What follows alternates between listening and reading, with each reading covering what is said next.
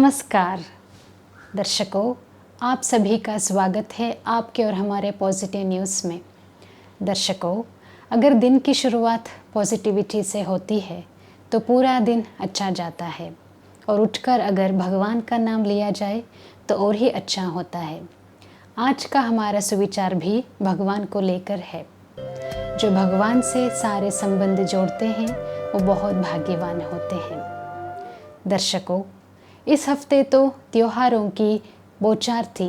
जहां एक तरफ लोगों ने जन्माष्टमी उत्सव मनाया, वहीं तिरंगे को भी सलामी दी गई। जहां इंटरनेशनल यूथ डे मनाया, वहीं इंटरनेशनल आदिवासी दिवस अर्थात ट्राइबल डे भी मनाया गया। जहां संत ज्ञानेश्वर की जयंती मनाई गई, वहीं स्वामी विवेकानंद को भी याद किया गया। इस हफ्ते की न्यूज़ को कहां से शुरू करें और कहां ख़त्म करें यह समझ में नहीं आ रहा है। पर सबसे पहले हम दिन की शुरुआत इस कहावत से करेंगे, मन चंगा तो कटौती में गंगा। अगर हमारा तन और मन दोनों स्वस्थ हैं तो हम अपने जीवन का आनंद अच्छे से ले सकते हैं। तो आइए हम अपने तन को स्वस्थ कैसे रखें उस पर प्रकाश डालेंगे। बड़ौदा से हरीश वैद्य जी जो हमें स्वास्थ्य टिप्स भी बताएंगे और जो स्वयं अपने जीवन में राज्यों का अभ्यास अपनी मानसिक अवस्था को संतुलित करने के लिए करते हैं। चलिए देखते हैं अपने पसंदीदा कार्यक्रम स्वस्थ रहो मस्त रहो। स्वस्थ रहो मस्त रहो। वंदे मातरम। नमस्कार, ओम शांति। कई लोगों के प्रश्न आए हैं कि शरीर में जोड़ों में अकड़न रहती है, जोड़ों में दर्द रहता है, सुबह उंगलियां मोड़ने के लिए तकलीफ होती है, सर्वाइकल में और लोअर बैक में तकलीफ होती है, बैठने के बाद खड़े होने के लिए तकलीफ होती है और उनको ऐसा शक है कि वो वात रोगों के लिए अग्रसर हो रहे हैं। देखो, अगर आपको आरए फैक्टर नहीं है और अगर है तो भी एक छोटा सा नुस्खा करो। मेरा मानना है और मेरा अनुभव है, बहुत सारे लोगों पर हमने ये प्रयोग किए हैं, इस नुस्खे से आपके दर्द को गायब होना ही पड़ेगा। लिख लो, मैंने बोला था जब भी इस प्रोग्राम के लिए बैठो कागज पेन लेके बैठना। 100 ग्राम अश्वगंधा का चूर्ण लेना, 100 ग्राम हल्दी का चूर्ण लेना, 100 ग्राम मेथी दाना लेना और 100 ग्राम सौंठ लेना, फिर 5 ग्राम अजवाइन लेना और 5 ग्राम जीरा लेना। इन सबको मिला के आपने चूर्ण बना लेना है और ये चूर्ण आपने मिक्स करके एक बिल्कुल बंद डिब्बे में रख देना और सुबह नाश्ते के 10 मिनट पहले 1 चम्मच चूर्ण फाँक लेना गुनगुने पानी के साथ और रात्रि भोजन के 10 मिनट पहले 1 चम्मच चूर्ण फाँक लेना आप गर्म पानी के साथ। और इससे फर्क क्या होगा, बहुत जल्दी आपके स्वेलिंग उतर जाएंगे, शक्ति की अनुभूति होगी, नींद अच्छी आएगी, पाचन श्रेष्ठ हो जाएगा, दर्द पूरी बॉडी का कहीं भी दर्द है तो चला जाएगा। एक और नुस्खा सिंपल सा बता रहा हूं, अगर आपके पेट में दर्द है तो आधी चम्मच पानी के साथ थोड़ा सा हींग मिला के उसको पेट पर रगड़ देना तो बहुत अच्छा फायदा होगा। 10 या 15 मिनट के अंदर पेट का गैस निकल जाएगा और पेट का दर्द भी आपका कम हो जाएगा। लेकिन ये जो मैंने लिखाया है उस पर निश्चित रूप से अमल करना, बहुत बेहतरीन और बहुत फास्टेस्ट रिजल्ट मिलेंगे आपको। अस्तु, पूरे विषय का श्रेय भगवान शिव के चरणों में अर्पित करता हूँ।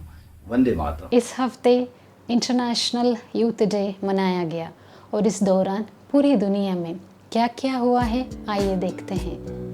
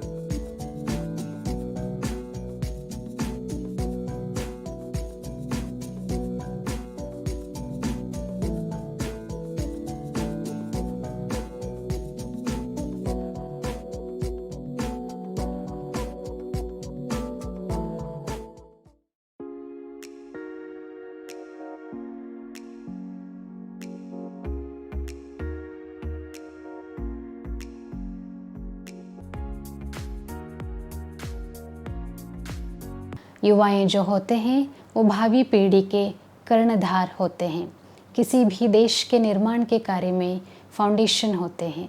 अगर युवा प्रगति करेगा तो देश प्रगति करेगा। दर्शकों, 25% लोग पूरी दुनिया में ऐसे हैं जो आदिवासी कौम से आते हैं, पर फिर भी हमारा यह कर्तव्य बनता है कि हम उन आदिवासियों को अपनी मुख्य धारा से जोड़ें, उन्हें उनके अधिकार के बारे में जागृत करें। आइए देखते हैं ये रिपोर्ट।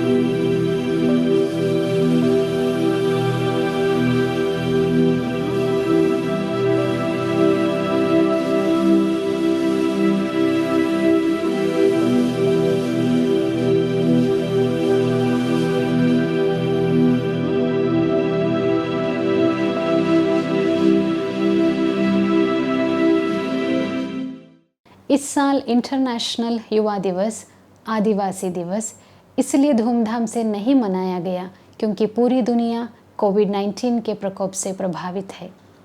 तो इस प्रकोप से कैसे बचा जा सकता है?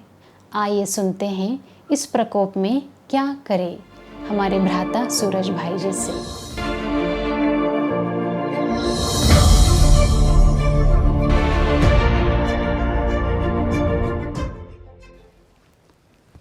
लॉकडाउन के इस क्रिटिकल पीरियड में बहुत सारे युवकों की क्या कहें, बड़े बूढ़ों को भी अकेलेपन की फीलिंग सताने लगी है। हम सुनते हैं बड़े बड़े एक्टर जब वो कोरोना के शिकार हो गए और उनको अलग रहना पड़ा, प्रियजनों से दूर हो गए, तो उनको अकेलापन सताने लगा। मनुष्य एक सामाजिक प्राणी है, वो सबसे मिलजुल के रहने में ही सुख अनुभव करता है। मनुष्य एक एक्टर है, हर मनुष्य एक्टर है। जब तक उसको कोई एक्ट न हो, उसको जीवन में आनंद भी नहीं आता है।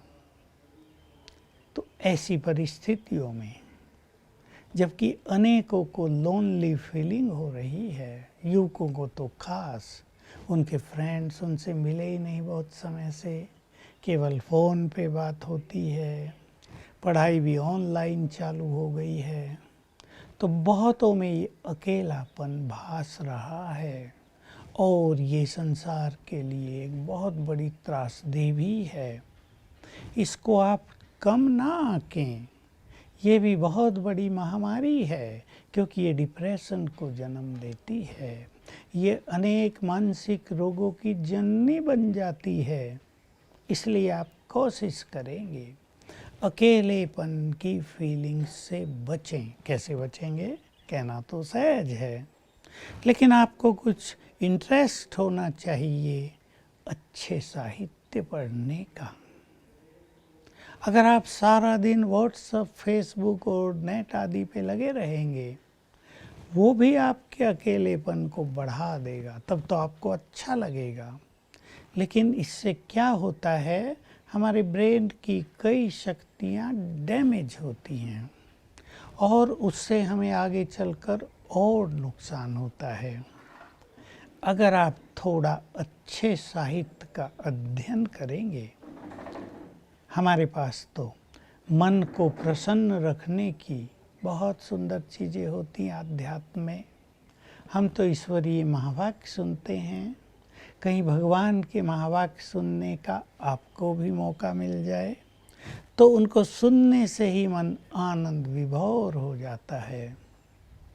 जो ब्रह्मावत्स भगवान के महावाक्य रोज सुनते हैं तो सवेरे आधा घंटा उनका मन परम आनंद और परम खुशी से भर जाता है और फिर वो चाहे कहीं भी हों, अकेले रहते हों लंबा समय भी, उनको अकेलेपन की फीलिंग नहीं होती है। इसलिए आप भी ऐसे कार्यों में लग जाएं। मैं आपको सावधान कर रहा हूँ बार बार कि सोशल मीडिया पर ज़्यादा रहना, गूगल की ज़्यादा चीज़ों का प्रयोग करना, ये आपको तत्कालीन तो थोड़े खुशी या सुख दे देता है, लेकिन ये लंबे काल के लिए आपको लोनली फीलिंग में ले चलेगा, क्योंकि उससे हमारी कुछ सूक्ष्म चीज़ें नष्ट हो जाती हैं। इसलिए अपने फ्रेंड्स से बात भी करते रहें, अच्छे साहित्य का अध्ययन भी करें, कुछ अच्छे कार्यों में लगे रहें। लोनली फीलिंग से बचने के लिए ये आवश्यक होता है कि मनुष्य फ्री ना रहे। अगर आप फ्री रहते हैं तो ये आपके लिए डेंजरस साबित हो सकता है। तो थोड़ा अपने को बिजी भी रखेंगे, घर के काम काज में आप हाथ बटाते रहें, थोड़ा जल्दी उठकर परमात्मा का ध्यान करें, तो आपका ये अकेलापन कभी आपका साथी नहीं बनेगा। आपका जीवन परम आनंद से भरपूर रहेगा। हम समझते हैं आपने सॉल्यूशन जान लिया होगा। चलिए इस पर एक जोक सुनाती हूँ आपको। आजकल कोविड-19 के टेस्ट बहुत हो रहे हैं, तो मुंबई के डॉक्टरों की एक टीम ने एक व्यक्ति से कहा कि आपको कोरोना हो गया है और इसके इलाज के लिए लाखों रुपए लगेंगे। इस पर उस व्यक्ति ने कहा कि जीवन है तो पैसा है, पैसा चला जाए तो कोई बात नहीं, जीवन बचा रहना चाहिए। फॉर्म भरते समय उस व्यक्ति ने सर्विस के कॉलम में CBI लिखा। CBI देखते ही पूरे हॉस्पिटल का माहौल बदल गया। इतना देखते ही दूसरे डॉक्टर्स की टीम बुलाई चेकअप कराने के लिए और उन्होंने कहा, सर आपको कोविड नहीं है, सर्दी जुकाम और खांसी है जो 2 दिन में ठीक हो जाएगा। जबकि वह व्यक्ति CBI मतलब सेंट्रल बैंक ऑफ इंडिया में काम कर रहा था। तो दोस्तों, आप भी थोड़ा सा दिमाग लगाओ तो आप भी इस प्रकार के झूठ से बच सकते हैं। हर वर्ष की तरह आगरा म्यूजियम सेंटर पर श्री कृष्ण की चैतन्य झांकी सजाई गई। इस कार्यक्रम का विधिवत उद्घाटन ताजमहल के कमांडर श्री राहुल यादव जी ने किया। इस सुअवसर पर सेंटर प्रभारी BK मधु, BK माला, BK संगीता एवं अन्य बहनें भी उपस्थित थी। कोरोना की परिस्थिति को देखते हुए पूरा रूल्स को फॉलो करते हुए सैनिटाइजेशन के साथ कार्यक्रम संपन्न हुआ और अंत में ईश्वरीय सौगात एवं श्री कृष्ण जन्माष्टमी के आध्यात्मिक रहस्य को भी समझाया गया। आइए सुनते हैं आपका और मेरा मनपसंद कार्यक्रम कल की बात। आइए देखते हैं ये हमारी स्पेशल रिपोर्ट। जन्माष्टमी। देश भर में श्री कृष्ण जन्माष्टमी 12 अगस्त को मनाया गया। जैसा कि हम सब जानते हैं, हर वर्ष यह पावन पर्व बड़ी धूमधाम से मनाया जाता है, लेकिन कुछ विषम परिस्थितियों के कारण इस साल यह पर्व थोड़ा फीका रहा, लेकिन कृष्ण भक्तों में उमंग उत्साह उसी तरह दिखाई दिया। सभी ने अपने अपने तरीके से इसे मनाया। अब बात करें श्री कृष्ण की, तो कहा जाता है उनका जन्म भादो माह के कृष्ण पक्ष की अष्टमी में रात्रि के समय हुआ। मान्यताएं यह भी कहती हैं श्री कृष्ण का जन्म जेल में हुआ था, लेकिन हम कहीं न कहीं भूल गए हैं कि उनका जन्म जेल में नहीं लेकिन सोने के महलों में हुआ था। वो भी अमृत वेले के समय। यह समय सबसे विशेष समय होता है। जिस समय श्री कृष्ण का जन्म हुआ उस समय संपूर्ण सृष्टि धन धान्य से भरपूर होती है, प्रकृति भी हमारी दासी होती है और संपूर्ण पवित्र दुनिया होती है। तभी श्री कृष्ण के मुकुट में मोर पंख लगा होता है जो पवित्रता का प्रतीक है। उस समय की दुनिया ही अलग होती है। क्या श्री कृष्ण जैसे गुण हम सभी में भी हैं? पूर्ण संतुष्टता, पूर्ण शालीनता, जीवन में बैलेंस। अगर कृष्ण की महिमा सुने तो उनको 16 कला संपूर्ण, संपूर्ण निर्विकारी, मर्यादा पुरुषोत्तम, डबल अहिंसक कहा जाता है। उनको सोने की दुनिया के पहले प्रिंस कहा जाता है। पूरी निष्काम आत्मा जिनमें कुछ भी पाने की इच्छा नहीं है। हम हर वर्ष भोजन का व्रत करते हैं, लेकिन आज हम क्रोध से मुक्त जीवन का व्रत लेते हैं। इससे हमारा जीवन निर्मल बन जाएगा और नेगेटिविटी अपने आप समाप्त हो जाएगी। ज्ञानेश्वर जयंती। ज्ञानेश्वर जी का जीवन बड़ी ही विषम परिस्थितियों के बीच बीता।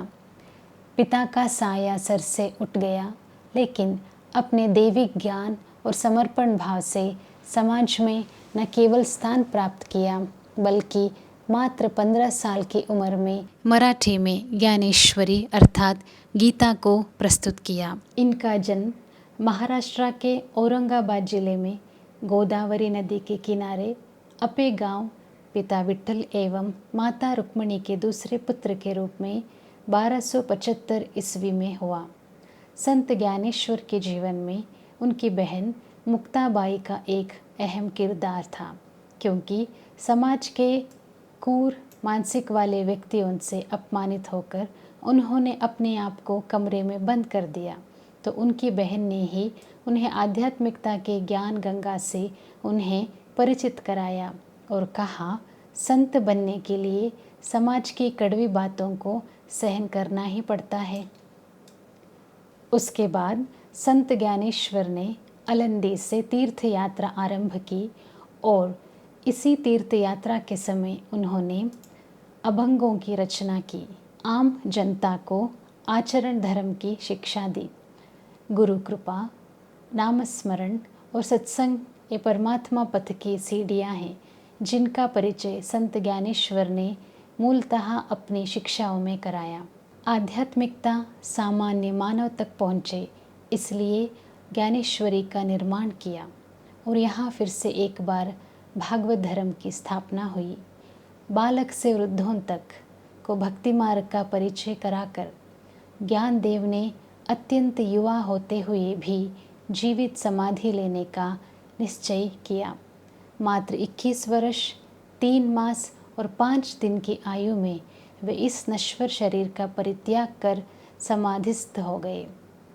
स्वामी विवेकानंद। हर साल स्वामी विवेकानंद की जयंती पर राष्ट्रीय युवा दिवस मनाया जाता है। अमेरिका में स्थित चिकागो में सन 1893 में आयोजित विश्व धर्म महासम्मेलन में आदि सनातन देवी देवता धर्म का प्रतिनिधित्व भारत की ओर से किया था।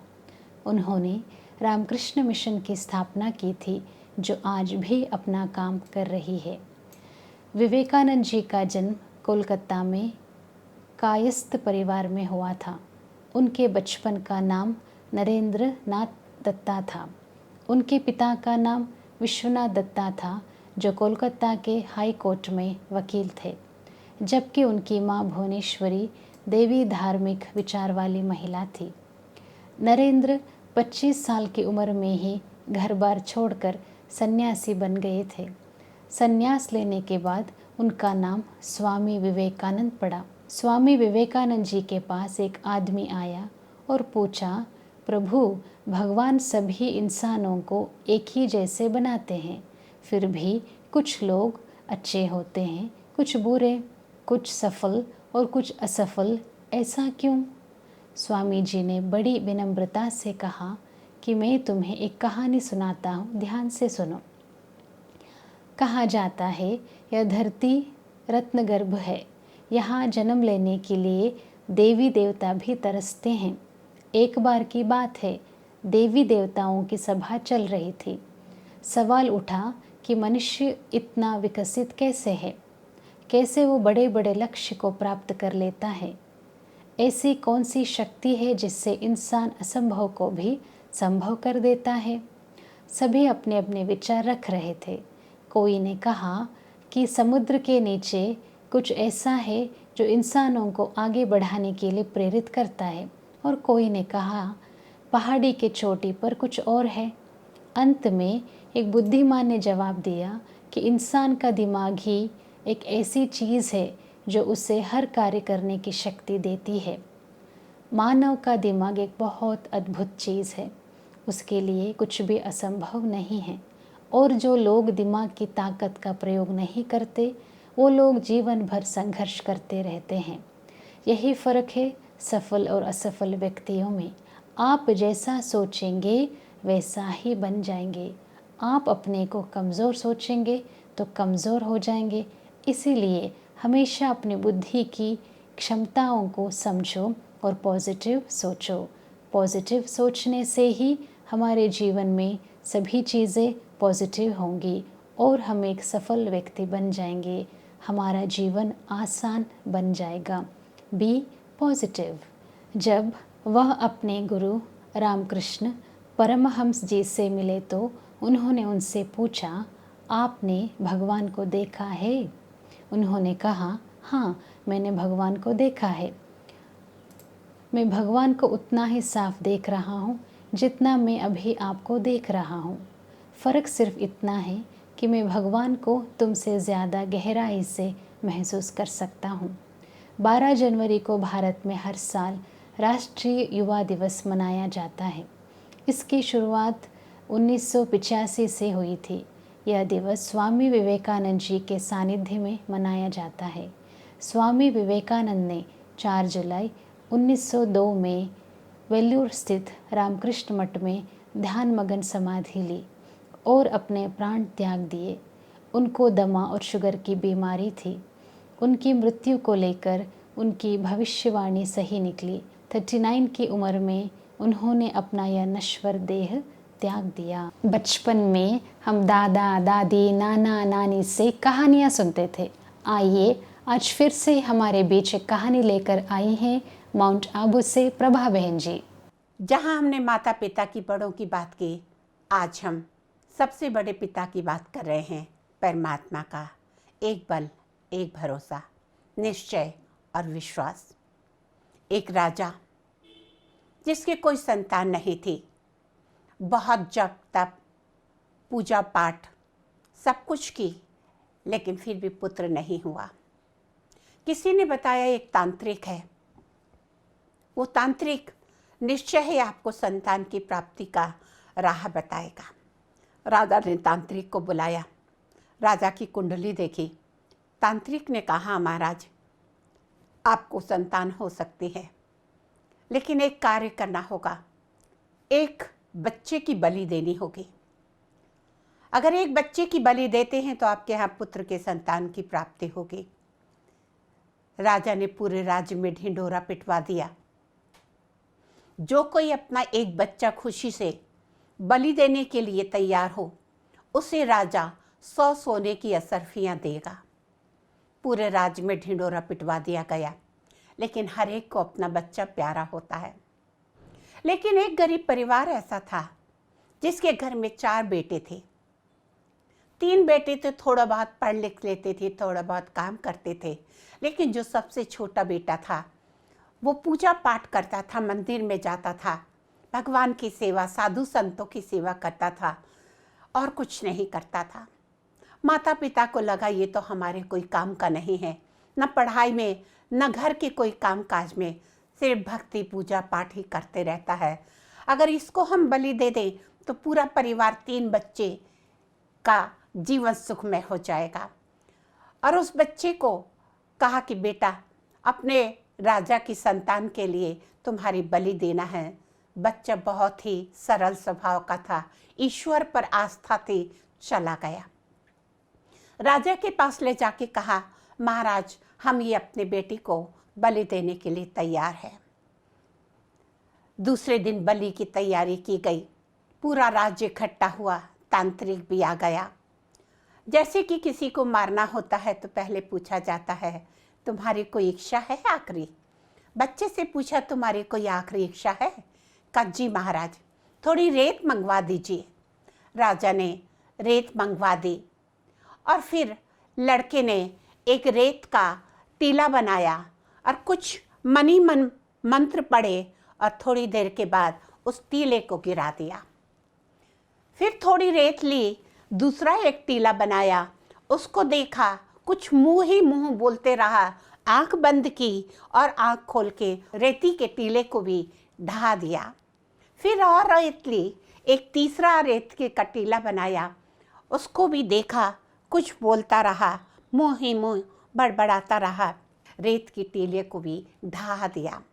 और रेत ली, एक चौथा रेत का टीला बनाया और फिर उसके सामने कुछ बोलने लगा। 2 मिनट तक कुछ बोलते रहा और फिर प्रणाम किया और कहा, राजा अब मैं तैयार हूँ, आप मेरी बलि दे सकते हैं।